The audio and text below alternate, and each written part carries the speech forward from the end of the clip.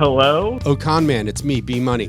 What's up, B-Money? Well, I have some exciting news. This episode of Off the Records is brought to you by DistroKid. DistroKid? The thing that connects directly to TikTok with exclusive access to your TikTok artist account? Yeah, that's right. And guess what's new at DistroKid?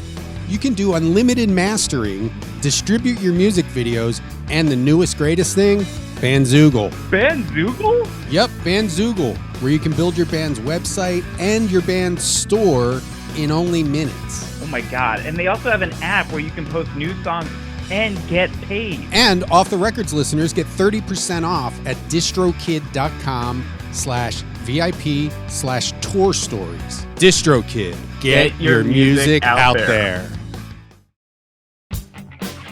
Hey, the Ocon Man, it's me, B-Money.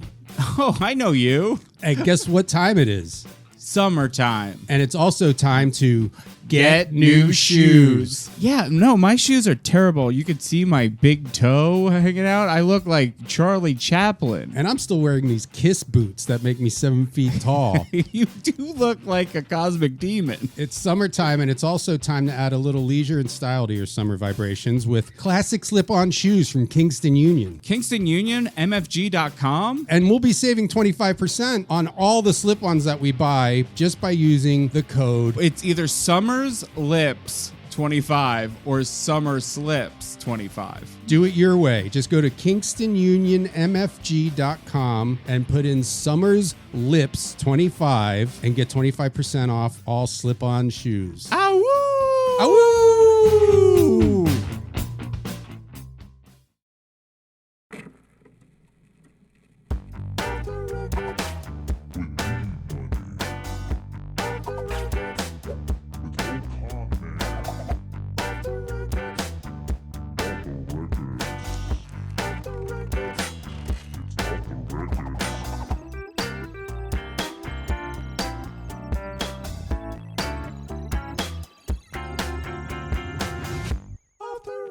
Brendon's doing a one-man show.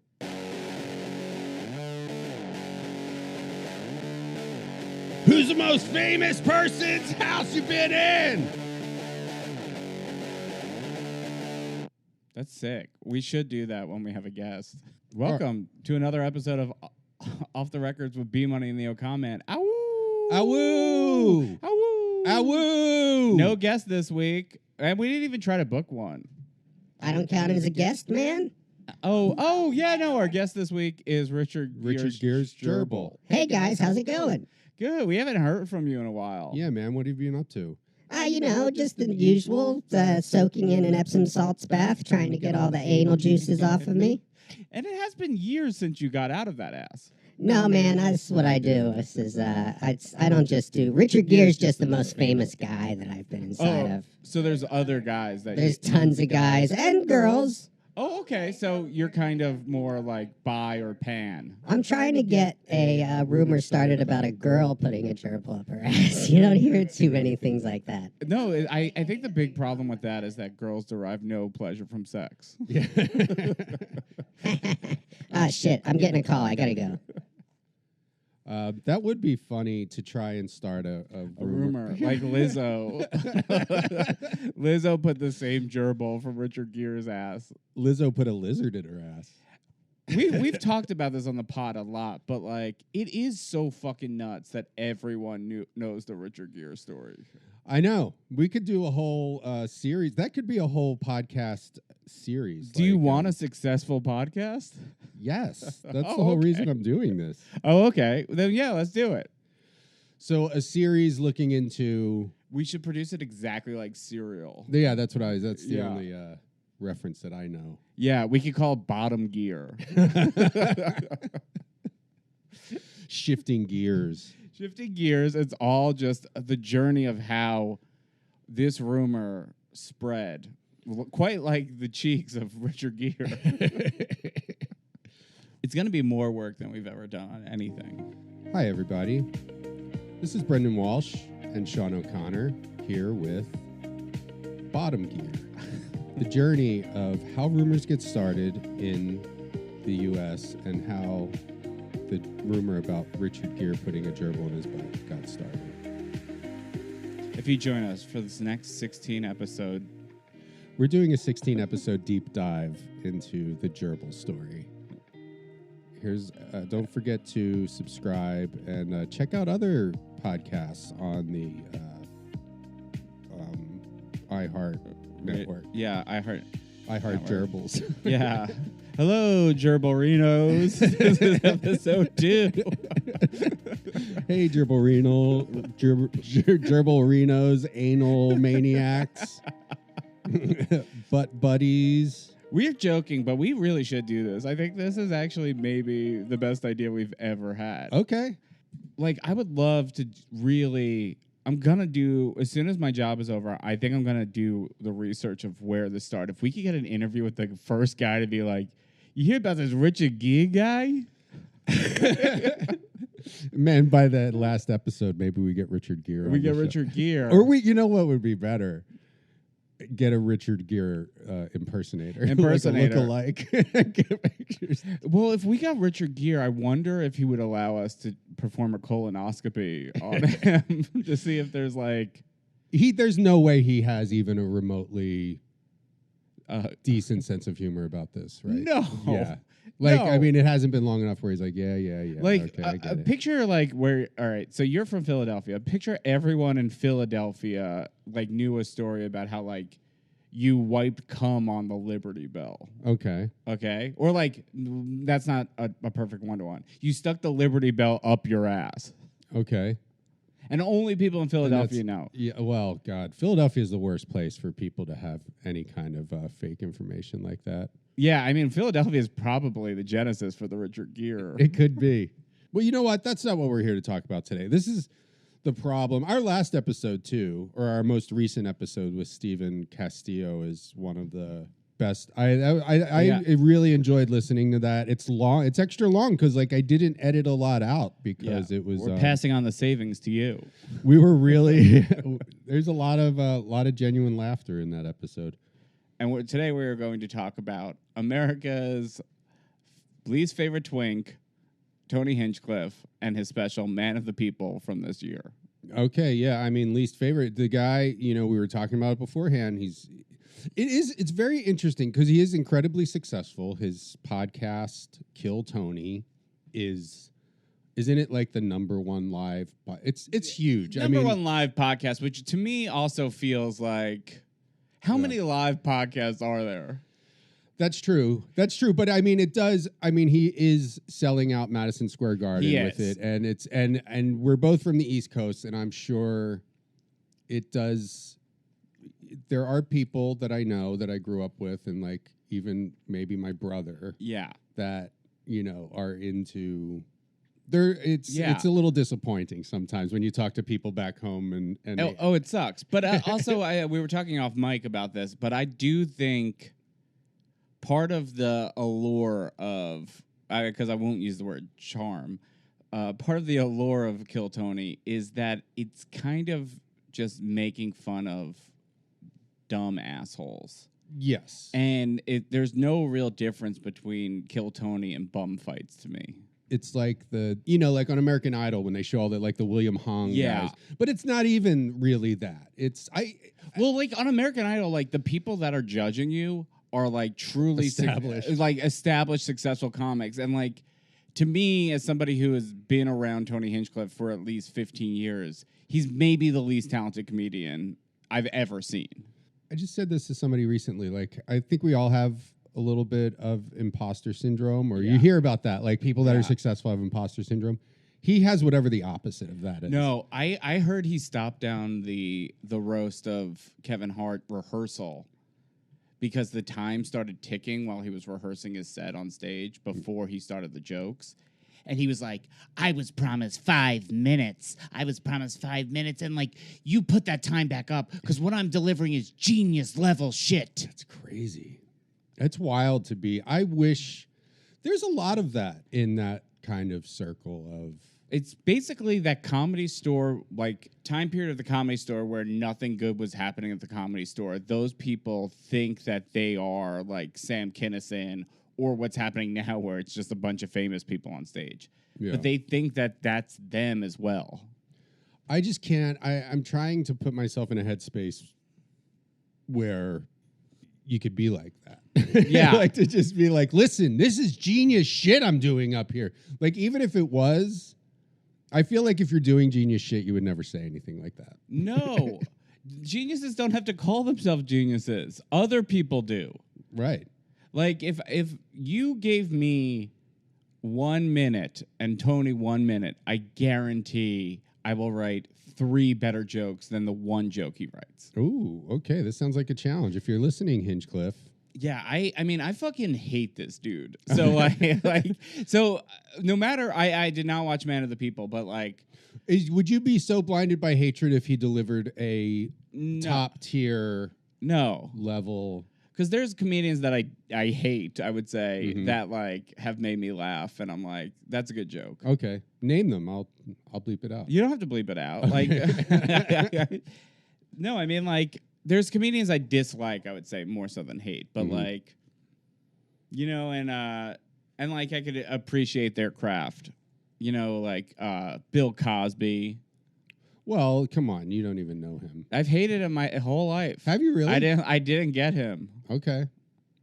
We should listen. He did rape my aunt.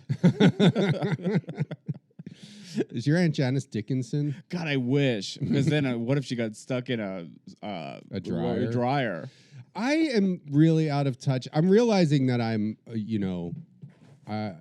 I'm like old now. It's weird how it sneaks up on you. How you're just like, oh wait, everybody is. I don't really know what you guys like or into, and that goes along with the stuck in dryer porn for whatever reason that doesn't ever get caught. That's not in my algorithm. Speaking of getting old, and I know we're talking about Tony Hinchcliffe, but I saw Jackass yesterday. Oh, you watched the movie? The new movie in the theaters. And I've seen every Jackass on opening day since the first one. Yeah. There was no one in the audience, which made me really sad. There was only like 6 people there. Oh, wow. Bummed me out. Yeah. And then I like cried during it because it was like the first time I ever realized that like, oh shit, I'm like old. Yeah. It's 25 years, right? All of my guys are old. They looked old. Like all of the new pranks were about like colonoscopies and prostate exams. I'm like, it was great. I love them. They're so funny. But like, I remember in Jackass 3D, it was like the first time they had fear in their eyes when they were doing it. And now we're 2 past that. Yeah. And they just kind of were like Johnny Knoxville just seems like he's like, I have to let this go. This is like really, it was like heartbreaking. Yeah. Not to mention like all of the old clips of Ryan Dunn, who is like, I've realized his death has affected me more than anyone else's. In ever. your entire life. In my entire life, my little brother died, and and that's sad. That had an effect. You had a on longer me. relationship with Dunn. Kind of, yeah, because my little brother died when he was 1.5 years, and Ryan Dunn was around for 10 years, and to me, the coolest guy that ever lived. Yeah, he seemed like a really nice guy. He's the best case scenario for like the Philadelphia area. Yeah. You have a bit of a Dunn quality to you. Oh. Yeah. Thanks, Sean. Wow. This Except is your you would never drive a Porsche 911. Yeah, I'll never be able to afford one. I've wrapped a few Chevy Malibus around trees, though. That's that's pre-Jackass fame done. Yeah. The fan base of Jackass, that's the thing, too. Like, all this stuff that was, like, cool to us, it's corny to young kids, probably. It's crazy. Because they are a fan of, like, we were talking about the Gremlin effect with Jeff Foxworthy. Yeah. There's been, like, talk about spawning billions of terrible gremlins. I mean, Jackass guys it was just like every shithead in the world was like, I can push my friend down a hill in a shopping cart. And or blast an air horn in some old guy's ear going to the doctor. You're 100% right. And I kind of realized this watching it yesterday because did you see Jackass Forever? Yes. You know how they like introduce like the new batch? Yes. I realized in this one, the new batch doesn't really get a lot to do. Mm-hmm. And I think it's because they had a realization that, like, the Jackass crew is the Jackass crew. Yes. Like, you really can't add to it because they're friends fucking with each other. And it's, like, exciting. Yeah. But when you have, like, new people that they're fucking with, like, they're like, we'll quit. Yeah, Like, this is a job. Yeah. Like, we're not... I don't want to do that. Like, I might die. Yeah, that was the charm of the whole, like, Bam Margera fucking with his family and shit. Oh, my like, God. You can't replace people in that mix where it's like, okay, his mom's not going to do it anymore, so we got some lady. Yeah, we just got another old lady who, like, kind of screams. Yeah. And we're going to put an alligator in her kitchen. After the movie, I went home and, like, I showed Nolan Bam beating up his dad. I'm like, this is, like, the funniest thing in the entire world. And, like, one of the things that I've played back in my head is when Bam is wailing on Phil, he does this look to the camera and falls because he was hitting him so hard. I think that's so funny. Well, that's like you go to Jackass. If the theater was full, it would be full of old people. Yeah. Like, and I just read this, and I want to see this movie. They made a new Masters of the Universe movie. Yeah. And it's like a huge flop, but I've read some things where they're like, the movie's actually, it's really fun and it's really good. Yeah. And it seems like a good movie to see in the theater if I can catch it before it leaves. And the problem is they were just like, they never like reintroduced it. It's so like 3 generations removed. Yes. Yeah. If you're like under 40, you don't even know who He-Man is. And this is an example. And this made me feel fucking old. All right. So Sean helped me get a little temporary job here in Los Angeles, and I was in the room, like the holding kind of green room area where they keep me, and then there's like he's getting blown by Russian billionaires. I'm a Dubai toilet. I'm a toilet boy, but it's great. It doesn't even pay that great, but I need the money. But there was a guy so they're shooting this thing on the Amazon, where Amazon is. And there was a dude from a PR firm. We were talking about, Stavros was on an episode. Oh, fun. And I was talking to him a little bit, and I mentioned that movie Begonia or whatever it's called. Yeah, Begonia. He's in that. He plays a cop in that. And I really enjoyed that movie. I didn't know. It was fun, yeah. And Stavi's role has to me one of the funniest reveals of any like small character in a movie ever. Yeah. So we were talking about, I mentioned, I was like, I watched that movie. It's really, I was like blown away. He must be a fan of Bone Zone because like Come Town is like so Bone Zone adjacent. I feel like when he came in, he was like, oh man, like he, said he was a big fan and stuff. And, you're hilarious and whatever. But there was this PR guy who was probably I can't, if you're an adult, I don't know how old you are, like unless you seem really young. So this guy was maybe, in hindsight, he was maybe like 28 or something. And he was like, I watched that movie on a plane. We started talking about like movies for some reason. And I had just read about this Masters of the Universe thing. And I brought it up to him. I was like, it's like that He-Man movie that they just put out. It's like they were saying nobody knows who it is. And he's like, what's it called? And I was like, it's like Masters of the Universe or something. And he's like, he had never heard of any. He was just like, today I learned. Or like, you just, and I was like, oh, wow. Yeah, I guess you're the. Well, yeah, think of it like this way. If like in the 1990s, somebody made a Howdy Doody movie. I don't know if that's a great analogy because I feel like Howdy Doody permeated like. We all knew it. Because, like, I had a Howdy Doody, like, I don't know, maybe they reran. I had a little Howdy Doody, like, ventriloquist doll when I was little. Oh, really? Yeah. Oh, man. But I don't know I don't recall watching Howdy Doody, and obviously they probably stopped making it in in, like, 1960. Like, yeah. it's like, so pre-Beatles. Yeah. Oh, okay. Yeah. But I do think he was, like, an American icon, but, like, if you even talk to like somebody 5 years younger than me, I think they don't know who Howdy Doody is. I only know who Howdy Doody is because of like VH1 clip shows and like The Simpsons. All right, well let's get into it. This is Tony Hinchcliffe, Man of the People. Please welcome to the stage, Tony Hinchcliffe.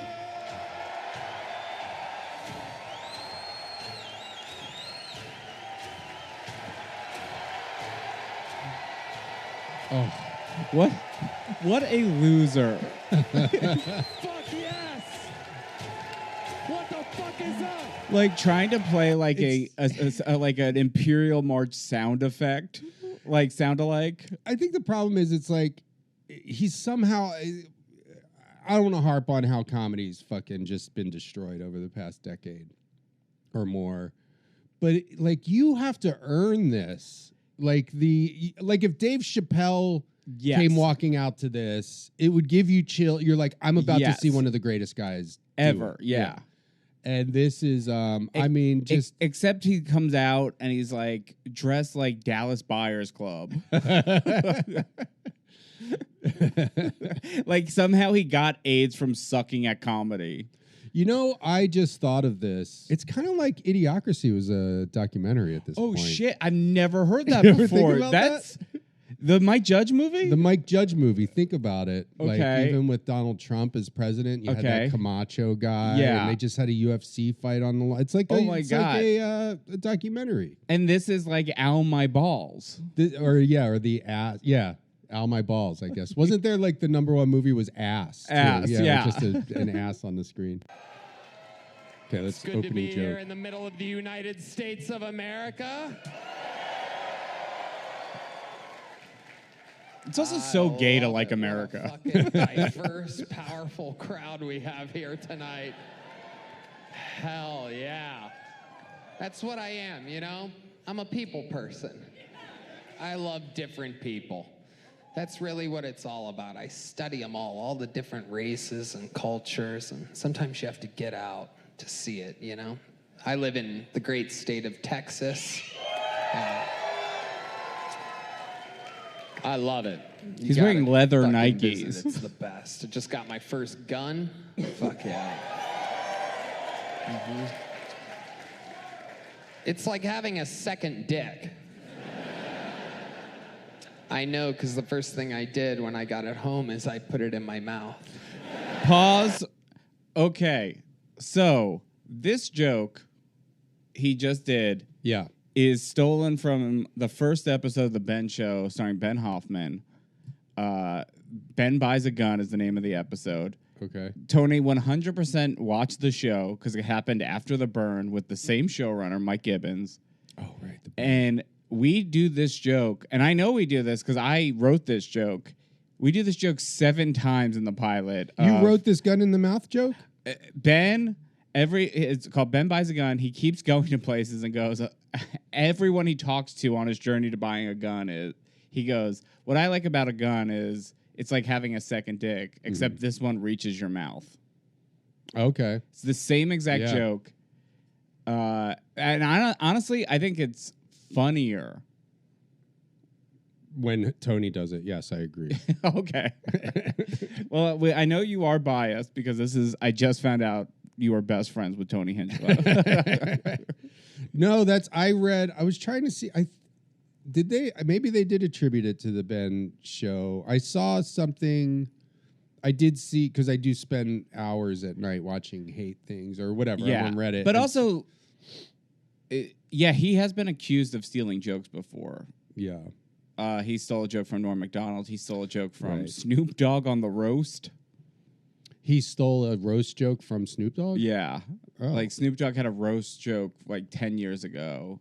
Oh, wow. And then he did it at the Tom Brady roast, like a very, very similar King run. However, a lot of people go, well, Tony wrote for those roasts. But I've also heard from many people, Tony doesn't write his roast jokes. Okay. Well, wait, how does he get jobs writing on all these roasts if he's not writing? Because he uses open micers to write his jokes. Do I have an axe to grind? Yeah. Perhaps. Well, this is also, you should look at the be a glasses half full kind of guy and just put this on your resume that you wrote the opening joke for Tony Hinchcliffe. I should. Man of the people. I mean, I do think he stole this joke from the Ben Show, but I'm willing to see if he goes off on this. Okay.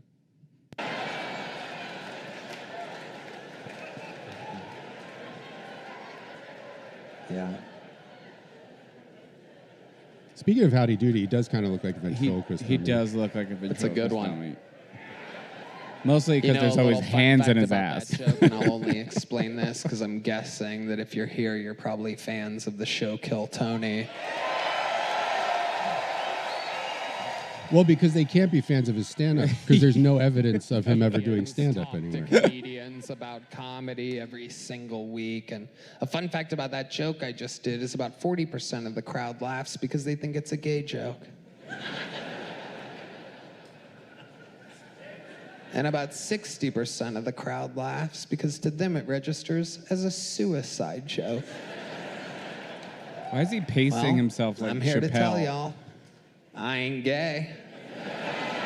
Yeah. Surprise, surprise, motherfuckers. I'm saying it. I'm sick of it. I'm 41, and I've been hearing it my whole life. I make fun of somebody, and they get me back. Oh, yeah, well, you're gay. And everybody just cracks up. Ha, ha, ha, ha, ha. And I'm sick of it. I wake up every day thinking that might be the day that I look like a real man. And I look in the mirror and I'm still just a gay boy. But I'm sick of it, and I'm here to tell you, if any guy in this room thinks I'm gay, guess what? You're gay. Yeah. How about that? Yeah. Okay, we're only 3 minutes and saying it. 51 seconds into this. And he's told 1.5 I'm saying jokes, it once and and one for all. was You see a guy stolen. with good bone structure, a little bit of style to him, Wait, a slightly higher pitched voice than you're used to on your work. does he think this is like he looks cool? I think, and listen, I'm not a licensed psychologist or anything. What believe about it. all these diplomas on your wall? I do have a diploma out there.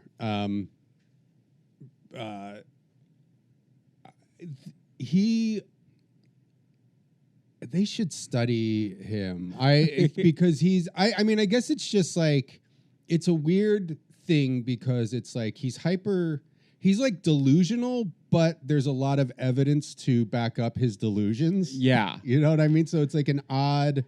It has to be wild if like you are that delusional and then you just And are getting rewarded. I think that is maybe this is evidence for mind over matter, kind of creating your own reality. Yeah. Like you can just, if you're like, I'm the best comedian, I'm the #1 comedic voice in the world, and you just truly believe that without any other.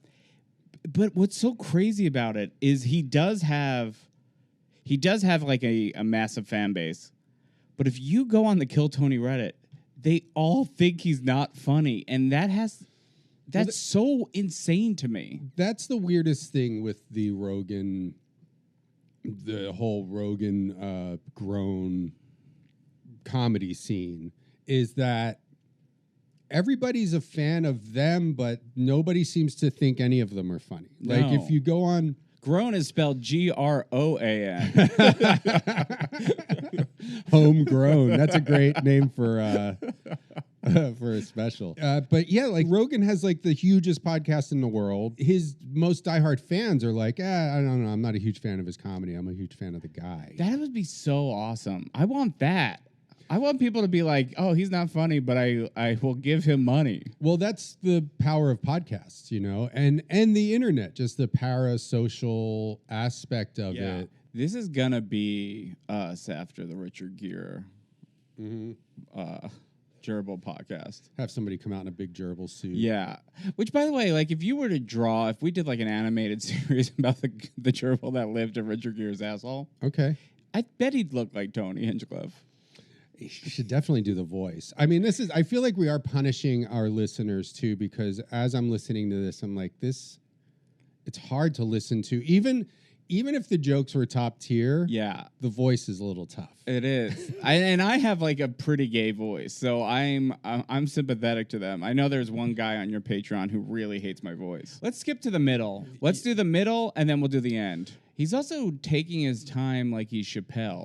You know what he's doing. I think his only preparation was probably a handful of sets at the mothership, which is like, doing magic tricks for your son. Like, just the easiest guy to fool. And they think you're great. So I feel like he is just taking his time because he's like, I have to do 50, like contractually. Yeah. If I do less than 50 minutes, the deal's off. Yeah. But this says a lot about, I feel like it really does show how scummy the whole industry is, which I get it's a business. But if your number one fan base were like John Wayne Gacy's, Yeah. the audience would, or the industry would be like, he can sell 1,000 tickets to John Wayne Gacy's, but it's still 1,000 tickets. Yeah. So let's bring that guy into our theater. And, we'll do whatever he says, the main John Wayne Gacy guy. And, but, it's going to be a successful weekend. The staff, everybody's going to be miserable outside of this bubble of John Wayne Gacy's. Now, it's interesting that you picked John Wayne Gacy because when you look at Tony and like hear how he's like would be a victim to a John Wayne Gacy. Like, if he was born 20 years earlier, he would have been found in a crawl space in John Wayne Gacy's basement. Yeah. Are you a belt buckle guy? I'm mesmerized by this guy's belt buckle. I had one belt that had a buckle on it, and it was just like a weird. I got it at a thrift store and was like, "Oh, this is kind of silly. It's got a horse on it." Big belt buckles to me looks like you are like the world champion of having a small dick. I mean, it looks like he's about to seat you at a fucking steakhouse. He does. I mean, he's like the host. He's the head waiter. I mean, he looks like he's going to a cowboy's funeral. You guys used to be the loud people. And now you're something. Where's my proud Latinos at? Okay. He's like not even doing that well. That's the clips that I've seen. There's not a lot of laughter going on. Yeah, don't show your audience at the beginning if they're not going to be that loud. Would be a note I would give. I've seen a clip of this, and this is another thing about him is, did you ever see when he does like that interview with these like two English idiots? Where he's kind of dressed like Ali G? Yes, he's dressed like Ali G, and it's like, again, it's just hard for me to wrap my head around like that level of hubris where it's like, is it a joke? Like when the hubris is so off the charts, you're like, is this a joke? Like, is there like a level of insecurity that? Oh, he's got to be painfully insecure. Yeah. Well, this bit and he does talk about his, belongings and how much money he has, a lot. Because I also heard that he asked people on the Kevin Hart roast to not roast him that hard, like his friends like Jeff Ross and Shane Gillis. Not quite as loud as you used to be. Noticed about 10 months ago something changed in you. Almost seems like y'all are on your absolute best behavior nowadays. I don't know what could have possibly have changed. You guys used to be the loud people. And now you're so well behaved now. Well, I mean, I don't know if he's lumping Puerto Ricans into this, but I have to cut that out. No, keep it in.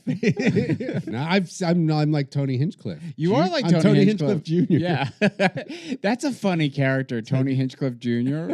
He finds out he's got a son.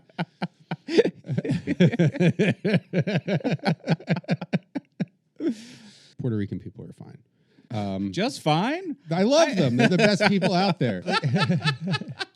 Well, I don't have anything. I'm not actively against Puerto Ricans. No. You're not the one here who has called Puerto Rico a trash island. Oh, God. You see, I am. I'm Tony Hinchcliffe Jr. No, I've never said that. One of my favorite jokes ever is Dave Attell's joke about and see, this is the thing. Like, this is the difference between a good comic and a bad comic. Mm-hmm. Is like, this can be construed as racist, but it's a good joke, so nobody ever calls it out. Yeah.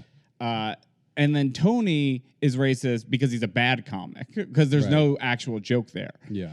But like Attell had the joke after Steve Irwin died, as that he was murdered by stingrays, the Puerto Ricans of the sea. All right, so he's talking about Latinos being getting- put in their place recently. Yeah. Migration is amongst us, people. It's a real thing. It hits close to home. My own head housekeeper.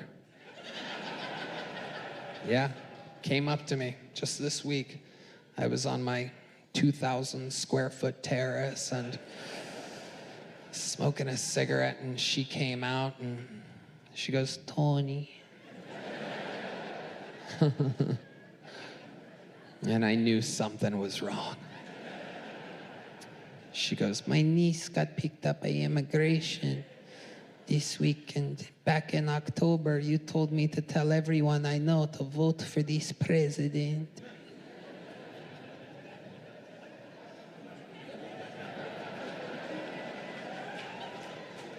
Do you think maybe you can help? And I looked her right in her eyes and I go, Juanita, the guest bedroom bathroom toilet is clogged.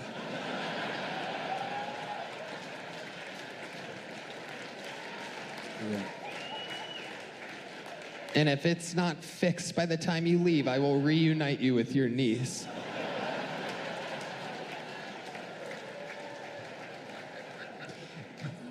I do think That's the whole joke. that's the whole joke. I mean, honestly, the most obvious joke I've ever heard told. Yeah. It's bad. It's wild. Well, honestly, the thing that bothers me, I don't want to say the most, and he looked me straight in the eyes, or I looked Yeah. them dead in their... It's comedy 101. It's like that's like something that you like. And this didn't happen. No, too. it didn't. It didn't happen. That's how you know a comedian has fabricated a story on the way to the club is when they look somebody dead in the eye.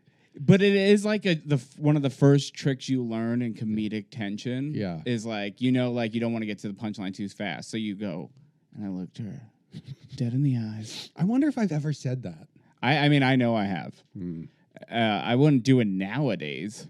But like, man, I do think hearing how I would say, because this is a big theater. This is where like Nate Bargatze has taped a special and Chelsea Handler has taped a special. Oh, you know the venue? Yeah, I know this. It's in Phoenix. It's a big venue. The laugh that gets actually shows to me that this is a dying style of comedy. And I do think it has something to do with, like, if you really look at Dice Man, Dice Man's popularity is, like, right at the end of the conservative 1980s. And then, like, that leads into, like, his decline almost immediately is that, like, the end of the Bush administration.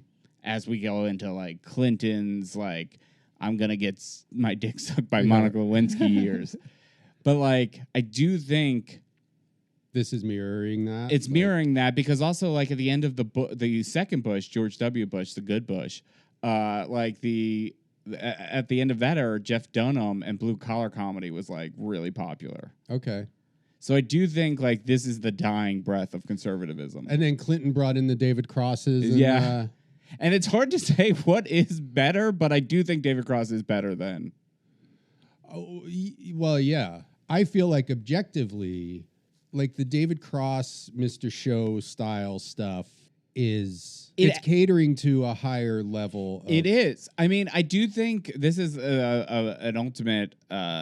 Maybe there has to be some scientific study behind it, but like as much as I don't like Bill Clinton, it did foster a better version of America in that time. Like art was kind of like cooler and like, I mean, like you had the 90s like indie revival, you had Mr. Show, and the Obama years also kind of had that too, where like we wouldn't know who John Early was if it's like when everything is ostensibly going well in the country, everyone's a little bit smarter. Everything's a bit more like silly and fun. Yeah. And then when like, you have a conservative in, it does feel like the world's dying and it's like, we need Obsession. Obsession is the most popular movie. Like it's like horror and like I think horror actually does rise in Republican times because you are hoping to see a bad guy get what's coming to him.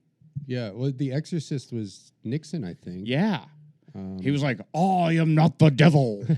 The Shining Oh, Reagan, I guess in 1980. Yeah. It might have come out before. All right, that's a good theory. And that's why like country music is super popular now. It's like we're in this like fucking dying days of a country. And it's like it's not even they've figured out a way to make popular country. I watch on Reddit the dash cams. Yeah. Do you ever watch dash cams? No. Every time I watch one of these dash cam videos, they're listening to the worst fucking music. I'm just like, there's never once I've been like, that's a good song. It's either like some weird talk radio thing where you don't even know what it is, or the shittiest modern country fucking bullshit you've ever heard. Sucks. And now they have they've made it like worse. love is at the end of a whiskey cup.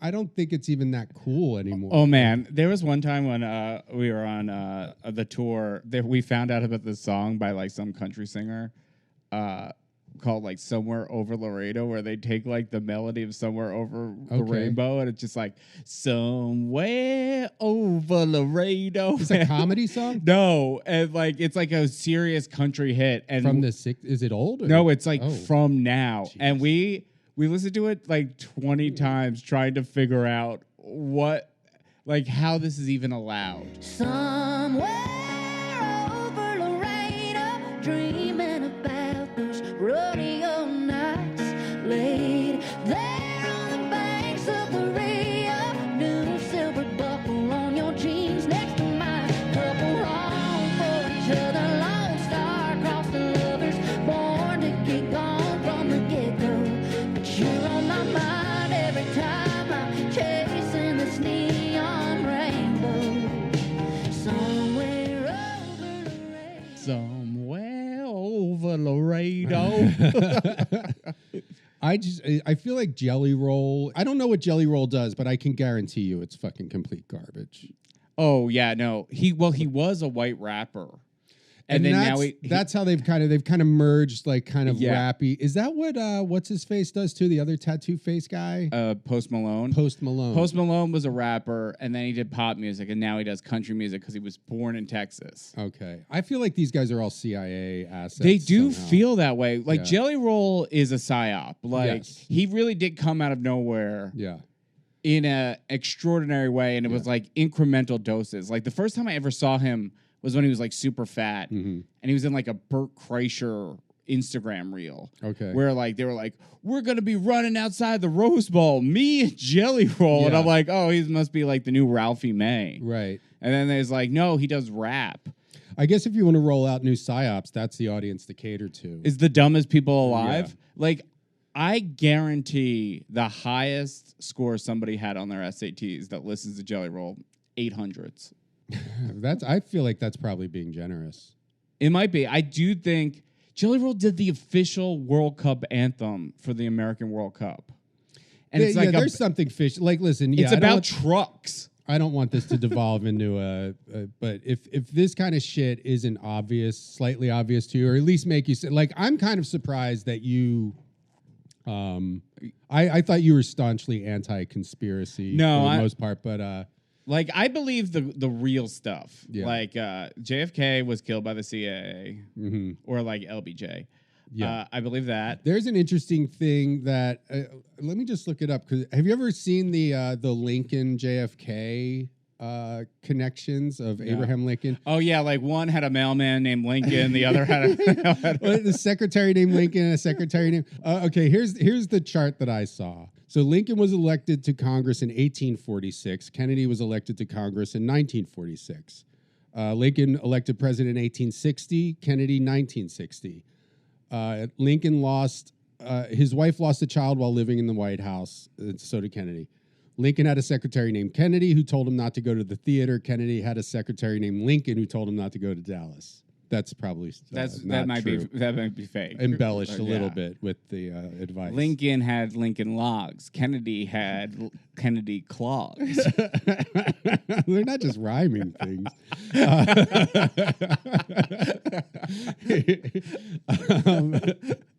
Lincoln, okay, the back of the head thing.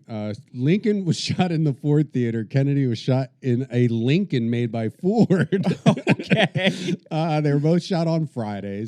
The assassin, John Wilkes Booth, was known by three names. Lee Harvey Oswald also. But that's also comprised of 15 letters. They both have 15 letters in their names too. Well, the middle name thing is they just add the middle name because everyone's like the other John or like John Booth doesn't want other John Booths don't want to be like, hey, I'm not that guy, so they go John Wilkes Booth. Lee Oswald. That guy's not going by Lee Harvey. I don't know. He wasn't John Wayne Gacy. His friends called him John or John Gacy. How do you know? I was one of his friends. I've been a pen pal of his. Is he still alive? No. He died. But there's so many people. It seems like his whole life in prison was being pen pals with famous people. And making art and selling it for like millions of dollars. Yeah, like everything. Like there's so many Wikipedias where it's like Johnny Depp was pen pals with John Wayne Gacy. Was he? Yeah. You know who I think killed Kennedy? Woody Harrelson's dad. It could be. That's my favorite thought. Yeah. I just think that'd be so sick if Woody Harrelson's dad fucking murked Kennedy. Well, we are way off track. Okay, Lincoln's successor was Andrew Johnson, born in 1808. Kennedy's successor, Lyndon Johnson, born in 1908. Okay, well, we should... I'm glad that we did all that so I can edit it out later. No, keep this all in. This is good stuff. Okay, back to the real conspiracy. Should we see how Tony closes? Okay, let's jump another, because we're 19 and a half minutes in. Yeah, let's do another jump. Let's jump to, let's go to like 35-ish minutes. It's weird that he has a little belly. He's such a little guy, and he's got like a belly. Okay. Or you know, like in Pulp Fiction when it's like, would you love me if I had a pot belly? Oh, yeah. He's got a little pot belly, like the lady from Pulp Fiction. Yeah, I guess. I never liked that part when I was growing up. The Bruce Willis and her storyline. I'm like, get to the ass rape. Yeah. That was, that's right up the street. Yeah, right up there. Right under that highway overpass. I say it to Erin every time we drive past it, and she goes, okay. Like, I don't care. It's the coolest thing in the world. And I'm like, Zed's dead, baby. Yeah, Zed's dead. And then drive right under that overpass that we could see from our parking lot. Autistic cousin that we locked up in the attic and gave the pizza crust that the rest of the family didn't want at the end of the night, too. A lot of words. You know, that's all we ever did was help them. I feel like I can, and this kind of, because I'm sure I'm right. Him like running this stuff past other shitty comedians, and you're like, no, you have the pizza crust that you feed the autistic cousin that you have locked in the attic. Just like boom, boom, boom, killer shit. Keep saying things that don't make sense. Yeah, just keep talking. Yeah, They'll know when to laugh. Sir. What? Yeah, and then his punchline is "fuck Canada." Oh, is that okay? So I guess that was an analogy for Canada. Yeah, Canada's the autistic cousin that we feed pizza crust to in the attic. I don't know. Canada's given us so much more than Tony. Giving us fucking Martin Short, Jim Carrey, Norm Macdonald, Norm Macdonald. Literally, I can name 200 comedians in Canada. In the history of Canada that are significantly better than Tony Hinchcliffe. I mean, you could grab 200 Nathan people Fielder, off the street. Chris Locke. Yeah. I don't know Chris Locke, I don't think. Oh, you'd love him. Okay. You'd love him. That's exactly what I'm saying. Fuck Canada! That's what I'm saying. That's the President Donald Trump, by the way. He's at the show. He's up there being protected by the Secret Service right now because he's scared of this guy right here. Jesus Christ. Every lap, you get a little bit scarier. I come around just... Appropriate response to the show chin so keeps far, going farther and farther down like this. There's no chance that's a plant. What kind of Asian are you? There you go. You don't know? Perfect. That's what I thought you'd say. This is one of your students, right? Talk. So anyway. 30 minutes in. That guy is having no fun. So he's referencing another person he talked to in the audience at 35 minutes in. So he's been doing crowd work already. Yeah. Less than halfway through, or about halfway. Yeah, before the halfway point in his special. How much money do you think they gave him for this? Oh, I have no idea, but more than $1 million. Maybe so much more. Yeah. I always liked I hope Canada, he's saving it. but they have egos now out of nowhere. I don't know how many COVID boosters you have to get to have an irrational ego. but they've got it. A few months ago at a big hockey game, they booed our national anthem. Wait a second. Yeah. Can you pause this? He's talking about Canada's irrational ego. You know, it's funny, though my whole job is to pay attention to this, and I zoned out once I started it again. I didn't even catch it. I was thinking about how, I was just thinking about how broke I'm looking at the tables that have an TH on. He's got those tables, or are those tables, or No, those are That's just on the like little, stage. yeah. I was just thinking about how I couldn't even afford to get one of these made for myself. If I wanted a BW thing to stick on the stage, it's probably out of my price range. honestly not a good sign for a stand-up set if immediately you were drawn to the Nazi regalia. Yeah, and I wasn't saying I want a Nazi symbol thing. You I was want a just thinking of the cost per. I bet you I can make a swastika out of a BW. That would be kind of cool. It would be cool. Yeah. You know what I think? I think they better stop doing it and they better start fucking learning it. Yeah. Wait, what? They booed the national anthem. Learning it, right. Oh, because Yeah. we're going to buy Canada or something? Yeah. So he's like a voice piece or... Yeah, he's basically doing like what Rush Limbaugh did on the radio every day, but like as his stand-up, and there's no twist whatsoever. Like he is... This is a man who's been doing comedy for 22 years, and he is as funny as Gutfeld. That's wild. Yeah. I'm sick. Well, he's never had to get better. Look at the No. pool he's You know, in. they have a program now where the It's government. like, why learn how to kills- swim when the pool is 1 foot deep? You can just you can Yeah. wade right through I it could the be- whole time. Yeah. If that's the only pool you're ever going to be in, you don't need to learn how to swim or dive. You. 1 in 20 Canadian deaths last year were from a program where they killed themselves, but through the government because they have free health care. So you sign up for it, and basically the taxpayers are killing them. So they're all killing each other, but they're So it's making like it look like assisted it's a compassionate suicide act that they're is doing legal, I guess, instead in of Canada. dying like real people, like real Americans Didn't he- fighting to their last. Didn't he start with a joke about how he wanted to kill himself? I don't think he said he wanted to kill himself, but I guess you could, from what he was talking about, you could say that. Yeah. From the joke you wrote. Is that what you're referring to? Yeah, but originally on the Ben show, that was very much about how he would have sucked his own dick, but it didn't reach his mouth. And so now he has a gun, and it's like a second dick, but he could actually suck this one. I think it's a funny observation that he has tarnished with this special. Yeah, he'll be known for it now. He's the guy who sucks a gun like a dick. Last breath. Yeah. And they have to schedule it too. They schedule it for a couple months out of their original appointment visit. Have you ever heard of anything quite that Canadian than being told to come back in a couple months for your own suicide and being like, okay.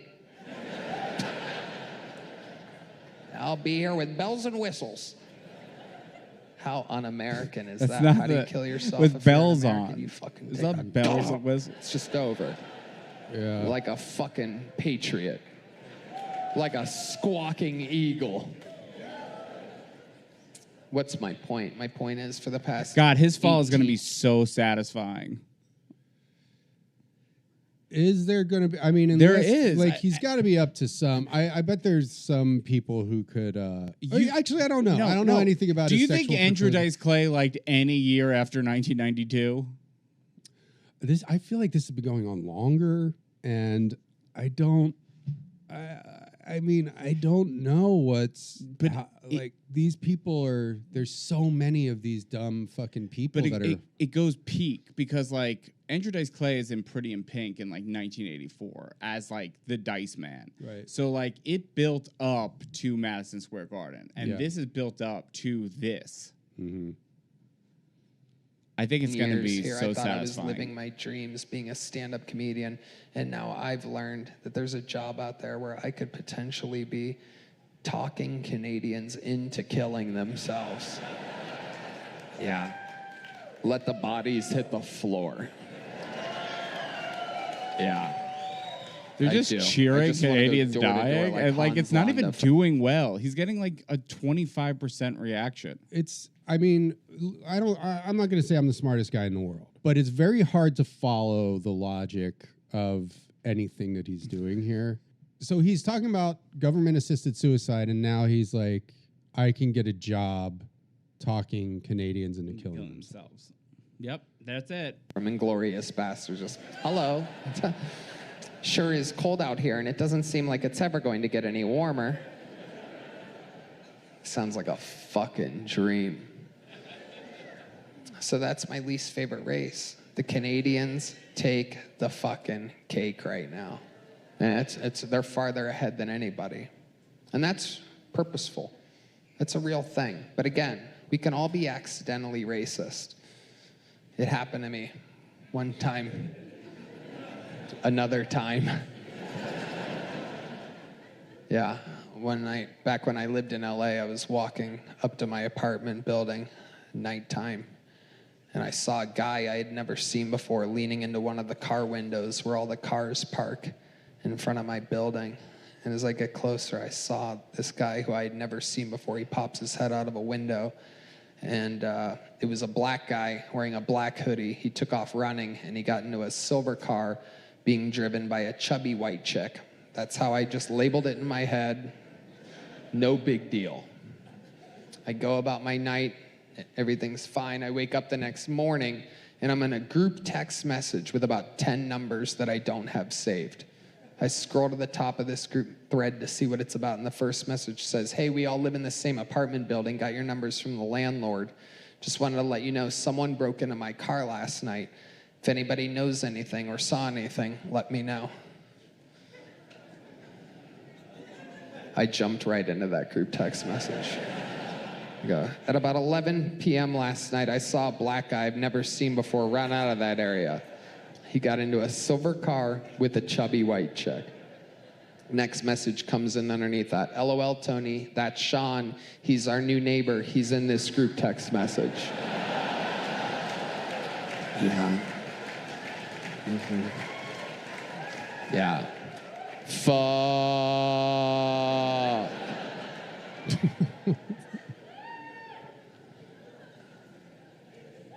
I jump back in it. By the way, she wasn't chubby. She was thick. Smart, right? Because what's the difference? It's really the same girl, just depends on your He's just the worst comic. It's really, I mean, this just, again, it's like I guess it just goes along with, like, he's had it so easy for so long, and he didn't do anything to prepare for this special. No. If he did, then he's a lot worse. I don't even think he tried the shirt on first. I mean, these are people who chose to go see him, who obviously are fans of This his is a shit. night out. They were looking forward to a Tony nobody's Hinchcliffe laughing. special, and they are just, at best, politely smiling. This is humiliating. I wonder how he's spinning this. He's saying that Netflix cut out All the good stuff. all the like. Truly, he's saying they cut out some of like the harder jokes. Right. And Like it's he like- didn't have any control over this. I don't think Netflix is going in and tinkering with anybody's shit. Like, Even if that's the case, when you're recording a special, why are you recording any of these jokes then? If all of the exactly, yeah. This seems like a middle act just trying to get through his 25 minutes before the person they came to see comes out. Yes, but no, this is the headliner who walked out with a Imperial March Darth Vader sound-alike, as if here comes the most badass guy in the entire world. He's dressed like Johnny Cash, and then he's just dropping total zeros on an audience. Oh, what's you're a good joke writer. Johnny Cash, Johnny Gash. Oh, I was thinking more like welfare check or something. Oh, like okay. Yeah, no. Johnny EBT card. Johnny Dogecoin. Let's see how he wraps up. Yeah, let's get to. I don't even need to hear the end of this texting fucking story. You guys want to play a game? All right. This is a little game I invented. It's called Kanye or the Jews. This is when I say a famous line that one of them is famous for saying. And you get to guess out loud at this part. Who's famous for saying that? Is it Kanye or the Jews? You guys want to play? Yeah. All right, here we go. Round one. Kanye or the Jews? Why are you saying it like Wait that? till I get my money right. It's both on that one. Turns out they Also, both won. bad writing. You should always, one should be Kanye, one should be Jewish, and then it should be both. Yeah. You don't start with both. Like Maybe that's what they cut out. he is such a he doesn't understand comedy on a basic level, and it's like it really upsets me. He's fundamentally comedy illiterate. But okay, let's keep going. Having their money exactly correct. Let's go round two. Kanye or the Jews? That shit cray. Ain't it, Jay? What'd she order? Gefilte fish fillet? Jews, very good. The gefilte is a dead giveaway on that one. Was that part of a Kanye song? No, I have no idea. But it's just he's such a bad writer. This is not good. I mean, It's a fish and a... It's one of the worst jokes I've ever heard. yeah, we'll just see. Well, we both know how it ends. Yeah, we know how it jar ends. that only they eat. But I'm about to drop a bomb. All right, let's do round three. Kanye or Or- It's not getting a laugh. Jesus walks to the top of that hill because we are going to crucify him. Very good. Yes, indeed, folks. It is the Jews. They murdered Jesus and they laugh about it when we're not around. Why does he have a corded mic? It's and true. see how tangled when up the it is there? whites Yeah. and the blacks and everyone else leaves the room. Again, another sign of a great special when you notice the mic cord is all tangled up. No laugh when I'm he does kidding when he does the crucified Jesus. about it all. God damn it. Crossed his eyes, too. Guys, if the Jews really ran show business, do you think they'd just let me stand up here and joke about it like this? That's crazy. Okay, so this is stolen from Bill Hicks. Yeah. He's So for you guys are just listening. So he says, all right, there's a lot of... I love you. Oh, they turn the lights back on. They turn And them back- Say goodnight. because he doesn't have the courage to actually go through with the Bill Hicks joke that he Right. stole. I fucking love you guys. God bless this audience, and God bless the United He's doing States this because of America. he's looking at a clock where it's like 54 minutes and 39 seconds, 40 seconds. He's like, how long do I have to stay here to contractually do 55 minutes? I honestly feel like you could give anybody, almost anybody, a comedy special and it would be as good, if not better than this. Yes, agreed. It's just bad. Yeah, And the it's funny bad. thing is that he was on the Steve-O podcast making fun of Brendan Schaub's Gringo Poppy. And I feel like this is getting close to Gringo Poppy level IMDb rating stars. I mean, I don't know. Star, I should say. What I think is so funny about this is the whole thing with Rotten Tomatoes is like, like how people are like, oh, The Last Jedi has 85, but then the audience score is like 22. Yeah. His Rotten Tomatoes is so funny. Okay. What do you think? Knowing that this guy is so right wing, everyone fucking loves Kill Tony. Mm-hmm. What do you think his audience rating is on Rotten Tomatoes for Tony Hinchcliffe, Man of the People? This could go, I mean, from the way you're setting it up, I'm going to say that it's probably very low, but I feel like it could be 85% because of people just trying to prove everyone wrong. It's at 4% with over 100 plus ratings. The audience, even his fans can't They can't defend go there this. and lie. It has a 3.0 on IMDb out of 10. So that's getting close to Gringo Poppy, I think, is like a 1 point something. So congratulations, Tony. You made something a little bit better than Gringo Poppy. Well, and he did, I'd say objectively, it is worse because it's twice as long. Yeah. Well, if you guys liked this episode, please comment and tell us that you liked it. Or if you hate it because you... Had to listen to some of that. Yeah. Or maybe you're just a huge Tony Hinchcliffe fan and I'm so sorry that your dad dropped you on your head when you were a child. Well, I guess I'm glad we did this. Yeah, I'm fucking flying right now. Yeah, we're getting away from the soul of the podcast with our vinyl bullshit. No, we're gonna go back to vinyl next week. We can go everything. yeah. I feel like casting a wider net because I am interested to listen to some road comic. Like, there's no vinyl. Like, people were selling CDs all through the '90s, so maybe we can get a hold of some people you truly never heard of who are maybe funny or just really bad. Yeah, well, if you have any recommendations, just hit us up on the Patreon, World Record Podcast, Or you can email us at offtherecordspod@gmail.com. Yeah, well, that's another episode of Off the Records with B Money and the O'Comman. Awoo! Awoo! Awoo! Awoo! Awoo! Awoo! Awoo! I'm Tony Hinchcliffe. Awoo!